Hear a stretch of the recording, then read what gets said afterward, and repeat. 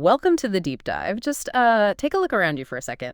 Chances are there's an Apple product pretty close by, right? Almost certainly, they're everywhere. Exactly. They're just woven into our lives. But what's really going on behind the scenes, behind that logo, especially now with AI changing everything? It's a huge question. So today we're doing a deep dive into Apple's latest strategic thinking. We're drawing on some really insightful recent pieces from The Economist from June 2025. Yeah, they offer a pretty detailed picture. Our mission really is to unpack what's happening for you.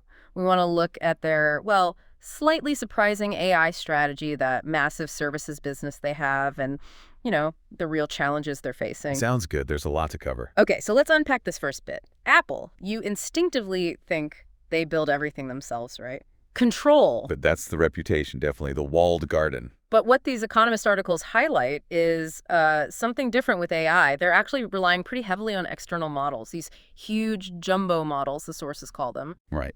From companies like OpenAI or maybe Google. Yeah. And, okay, they do have their own internal stuff, like this cookbook project. Which sounds like their effort to build their own foundation models, yeah. But leaning on outsiders, it kind of suggests, well, maybe an admission, that even Apple finds leading the generative AI race right now just incredibly hard. Or expensive. Oh, absolutely. Okay. The scale and the cost are astronomical. Yeah. It suggests they might be playing a bit of catch-up there. So why? Why go down this road? Well, like I said, building these foundational large language models, it's unbelievably complex, requires immense computing power, and costs billions. Just astronomical sums. Right. So instead, it looks like Apple's doubling down on what they know works and makes serious money. Services, high-margin services. We're not just talking about Apple Music here, are we? Oh, no. This is huge. Their services revenue is now over $100 billion a year, a lot of that driven by the App Store commissions. That's staggering. $100 billion? It's their real profit engine now. So you have to ask, is this reliance on outside AI just, temporary until Cookbook is ready? Or is it something more fundamental? A shift away from leading purely with hardware and in-house tech, prioritizing services growth. Exactly. It's a fascinating strategic question. And here's where it gets really interesting, maybe a bit concerning for Apple. Despite that booming services income, the picture isn't perfect. The sources point out their stock actually underperformed, lagged behind Microsoft, Amazon, Google, NVIDIA in early 2025. Ouch. Yeah, that's telling. Especially when those other guys are riding the AI wave hard. Suggests some investor doubt. And it's not just the stock price. The articles also mention security vulnerabilities, specifically related to China, their operations there, the supply chain. That's been a tricky area for them for a while. Right, a persistent headache. Which brings us to another major tension point for them. Go on. Privacy. Apple's brand is built on privacy, right? What happens on your iPhone stays in your iPhone, that kind of thing. Absolutely core to their identity. But advanced AI, especially these big models, they thrive on data.